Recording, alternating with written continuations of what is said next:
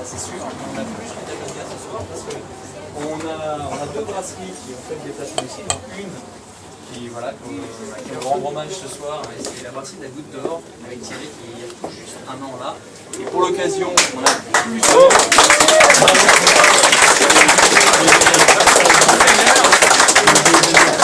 Pour l'occasion, on a plusieurs bières évidemment de la brasserie en pression, aussi en bouteille pour celles qu'on n'a pas pu avoir en pression. On a aussi une bière un peu spéciale qui est faite en collaboration avec la brasserie Outland, donc les deux brasseries parisiennes qui vont parler d'elle un petit peu en ce moment. Mais la meilleure personne qui va pouvoir parler de sa brasserie, c'est Thierry. Je te laisse la parole. On parle un peu de la Goutte d'Or et ton parcours.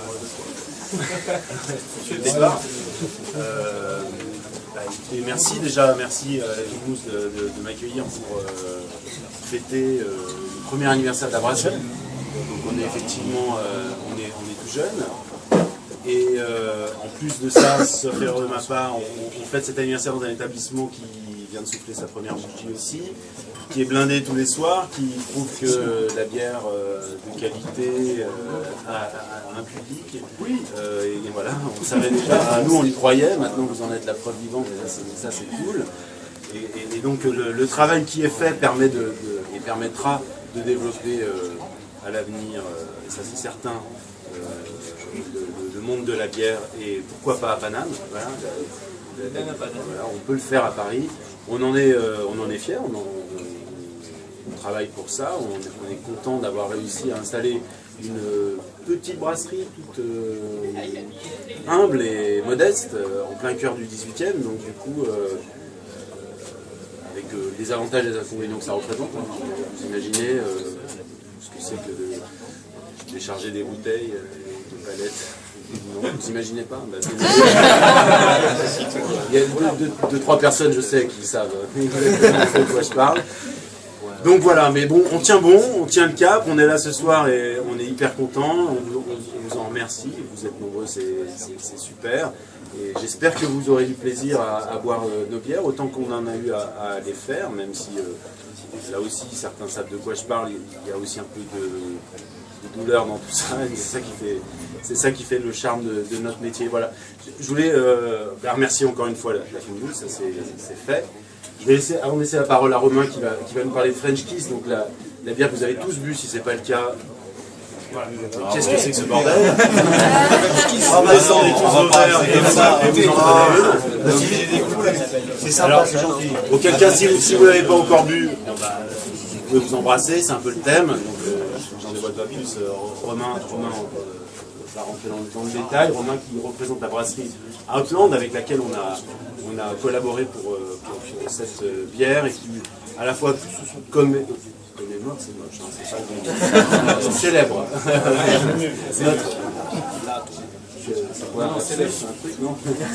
Célèbre le premier anniversaire de la brasserie et les fêtes des vendanges de Montmartre qui auront lieu à partir de demain, et on vous donne rendez-vous tout le week-end pour boire des bières de la Goutte d'Or bien sûr, mais aussi vous avez vu mon super sweatshirt, non, il ne marche pas bien, les contrastes. Donc Paul Céleste, Outland et Le Valois, 4 brasseries qui s'organisent pour vous proposer des bières artisanales, bien sûr, je l'ai dit, pendant les fêtes des vendanges, mais toute l'année. Ça prouve là aussi qu'il y a une dynamique et qu'il y a quelque chose qui se passe. Et voilà, j'espère que vous en serez contents. Voilà, j'en profite parce que ça fait un an pour remercier tous les gens qui ont participé à la brasserie, qui l'ont montée, qui ont été derrière dès le début, et puis qui continuent tous les jours à faire qu'elle existe, et je vous les remercie pour plein. Merci beaucoup.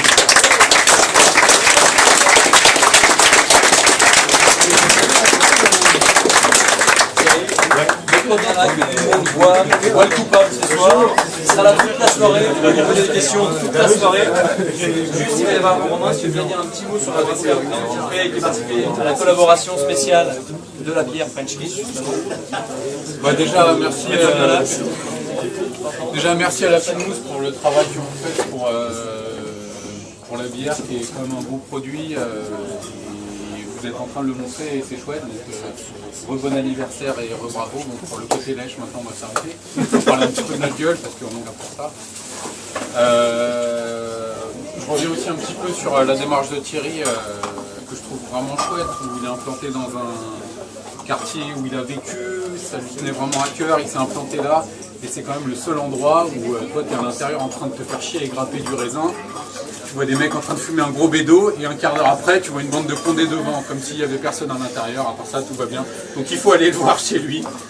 L'endroit est chouette et la démarche est vraiment bien et les bières sont bonnes, donc il ne faut pas hésiter. D'ailleurs à Montreuil j'ai croisé quelqu'un qui était venu te voir au début et qui n'avait pas pu tout goûter, qui était très frustré, donc je l'ai renvoyé vers toi.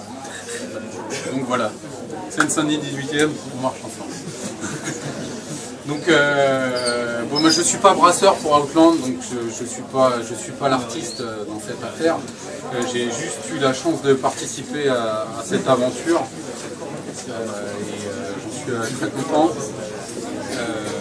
Donc cette collaboration pour la fête des vendanges, évidemment, elle ne pouvait pas se faire sans raisin. Et c'était le projet de base. Après, vous voyez un peu une double idée derrière French Kiss, où c'est vrai que pour ceux qui connaissent, Outland est plutôt dans l'idée américaine de la bière. Et voilà, French Kiss, bon, il y avait un petit jeu de mots, et voilà, dans tout ce truc de mariage pour tous, il y a aussi une idée de tolérance, tout ça. Et voilà, c'est une bière qui se boit bien aujourd'hui, qui est sur le fruit, et qui fait plaisir, qui déçoit, et tout ça. Et donc pour cette bière, on a fait d'abord un essai avec du jus de raisin chez nous à Bagnolet, qu'on a finalisé chez Thierry, qui est composé à 10% de raisin. Donc en raisin, on a du jus de raisin et des baies de raisin qu'on a fait macérer dans un moule de bière à froid derrière dans les cuves. Et donc on a une seconde fermentation, donc on a voulu bénéficier des levures indigènes qui étaient sur la peau du raisin et du jus de raisin. Donc on a approvisionné ça auprès d'une vigneronne du Languedoc qui était un peu rude au début, avec des conversations téléphoniques un petit peu tendues. Donc juste pour la petite histoire, elle a cru que je voulais lui voler sa recette de jus de raisin. Donc c'était un petit peu rigolo et puis finalement ça s'est révélé être une femme très sympa. Et donc on est, pour ceux qui connaissent un petit peu le vin, on est sur des baies de Syrah à 100%, donc le jus de raisin c'est du 100% Syrah, qui est le cépage roi notamment de l'appellation Saint-Joseph et Gros-Hermitage, pour ceux qui connaissent. C'est aussi un cépage qui est beaucoup planté dans le Languedoc. Dans le vin on a l'habitude de dire qu'il s'exprime beaucoup sur les épices. Il a un peu la double casquette où côté Crozes on va être vraiment, c'est le nounours avec ses fruits comme ça qui fait un gros petit câlin. Et sur Saint-Joseph on est plutôt, voilà, là on est sur la fraîcheur, on a les calcaires, là c'est les protestants, c'est droit, c'est austère.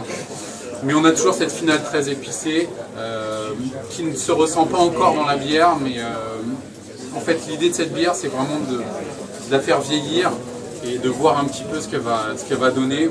Donc ce soir, un peu à l'image d'un vin jeune, il faut le boire sur le fruit avec ses potes, pas se prendre la tête.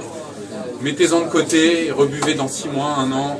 Et on aura plus de complexité, on va partir dans l'acide. Et voilà, c'est un petit peu l'idée. J'espère que cette collab donnera lieu à une répétition. Et à travers cette collab, on est aussi, j'espère, en train de forger un truc au niveau de la scène parisienne et de dépuceler un peu des palais et d'emmener les gens ailleurs, de faire comprendre que ce produit, en particulier en France, où on se dit pays de vin, mais finalement les gens connaissent peu le vin, de même qu'en Belgique. J'arrête de parler en voiture avec un moi je termine juste rapidement. Et comment est-ce qu'on peut arrêter ça? Comment on peut arrêter ça? Il faut me donner de l'alcool. On va pouvoir donc voilà, bon, on continue de défendre cette idée à travers cette collab et passez un bon moment et voilà, à la prochaine.